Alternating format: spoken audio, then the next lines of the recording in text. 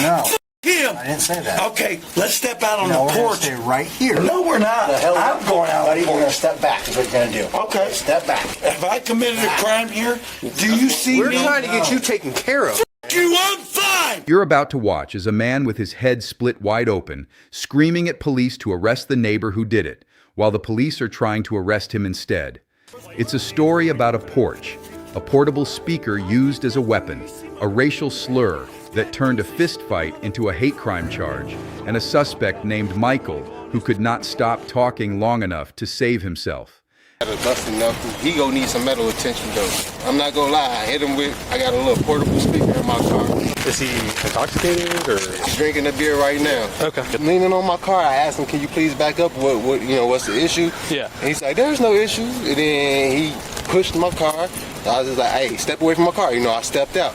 I'm asking, like, what's the issue? He gets tough, start taking off his clothes and stuff, pushing me, and he said, there's no issue. I back up, reach in my car, grab my speaker. I'm like, hey, I want you to get away from me. Can you please go over there? It's all on camera. She got it. In this case, the neighbor calmly explains he asked Michael to back off his car. Michael pushed the car, then pushed him. One clean hit.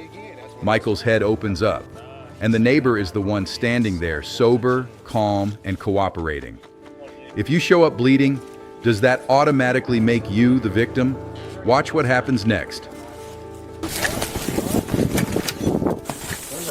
I'm gonna call you back. Hello. I'm on Wall Street. Hello. You see this? I do. Yeah. I've been jumped, and now the police are here. There's 1, 2, 3 cops, buddy. I've got blood all down the front of me. Some black dude from next door has called the cops on me. Send my mom, send whoever. Can you talk to me? Thank you. Yep.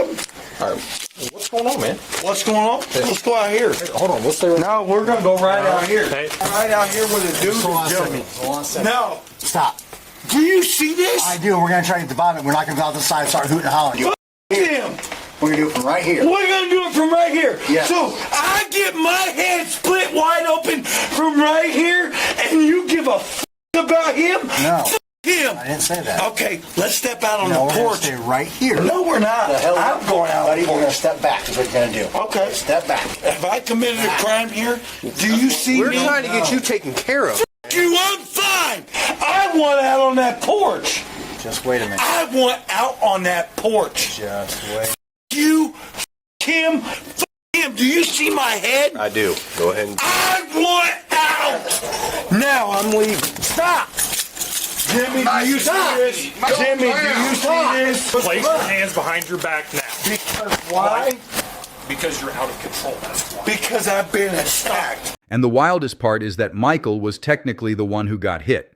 Here's what nobody tells you about neighbor disputes. Officers almost never arrive knowing who the victim is. They arrive knowing someone is bleeding and someone else is talking. And this is where it gets complicated, because the officers are actually trying to help him. They're asking him to stay on the porch. They're asking him to let a medic look at his head, and he refuses every single request. Will you do me a huge favor? Go inside. I don't care about going outside. We're trying to keep him from coming out here because he wants to come out here, and the last thing we need is more Yeah. fight. Straight up. I He's appreciate drunk it. then, right? Oh, beyond. All right, that's what I thought. He shouldn't have been driving, bro. I agree with you 100%. You're letting him go. That's him. But if you guys want to hang out here, I'm going to stand here. If he comes over here, I'll take care of it. Okay? Alright. I appreciate if you guys just don't say a word. You guys can go ahead and let him outside. I got the other half over here. This piece of shit over here is the motherfucker that split my goddamn head open. Do you see this motherfucker over here? Calm down. Why am I sitting on this top? Can you sit down here for me? No, I did nothing. Do you see my head? Yeah. That piece of shit motherfucker over there did it. No, I'm done. I don't want to go on this cot. Until my family gets here, I'm not going on that cot. I don't want to go to the hospital. I'm fine right here. Can I at least take a look at your head there? You can take a look at my head right there, and you can charge that piece of shit. Before I continue, if you're new here, this channel breaks down exactly these kinds of moments where anger takes over and Bodycam catches everything. So hit subscribe because the next video gets even louder. Michael gets cuffed, not because he committed the original fight, but because he will not stop trying to walk off that porch toward the neighbor. Officers tell him directly, "We're trying to take care of you. We're trying to keep you from making this worse." He doesn't hear any of it. Shut him up. Attention for your ass. I call medical attention for your ass. I call medical attention for you because I love you like a son. I want that scumbag, racist piece of shit over there to go to jail. Hey, Mike, just so the medics know, have you had any alcohol or drugs today? No, I don't drink. I don't do drugs. That nigga over there, he Taking prescription medication? Nope. Mike, what caused all this tonight, man? What caused all this is I came over here to talk to my buddy. And this is where it gets misunderstood, because most viewers assume the cuffs are the worst part of Michael's night. They aren't.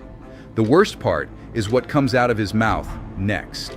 He came out and apparently has a problem with white people. He don't like white people, so that's where this all. Do you see my head? Yeah. Do you see his head? Yeah. Uncuff me, I'm done. We're Cuff not me. done yet, man. I am done. Do you see me? Do you see him? Uncuff me! Okay, goodbye. You're not going anywhere, bud. While he's sitting there, cuffed, bleeding, refusing medical, Michael launches into a racial tirade aimed straight at the neighbor. He uses a slur. He uses it more than once. He uses it on an active police body cam on his own property in front of multiple officers while paramedics are being called for him. I don't want to go to the hospital. Don't get a vote. Nope. They're gonna take him to jail. You motherfucker. Oh.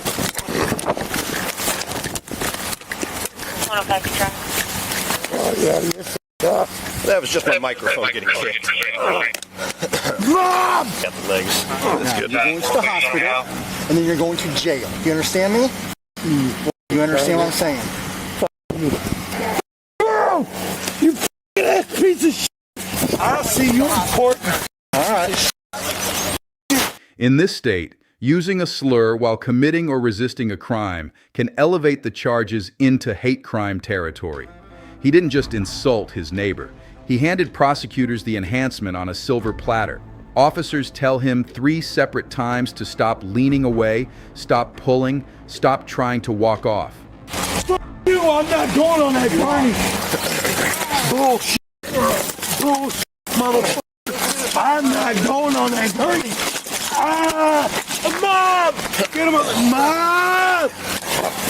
You don't want to get shocked again, then stay still.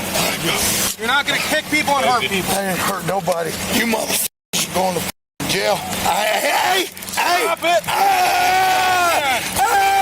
You're not...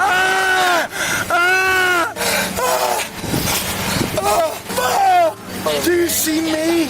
I'm the threat. Yeah. If you stay when you're kicking and battering people, you want it. Did you get it all?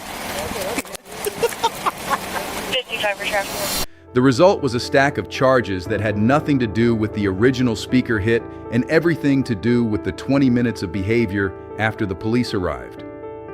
Michael was charged with aggravated battery on a peace officer, hate crime enhancement, and aggravated resisting and obstructing.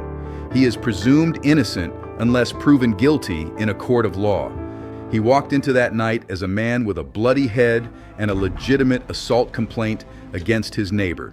He walked out of it as the defendant, not because of what the neighbor did, but because he could not, for 1 single minute, let anger stop running the show. When anger takes over, Bodycam doesn't just catch the fight, it catches every word you say after. And in Michael's case, those words are the entire case against him.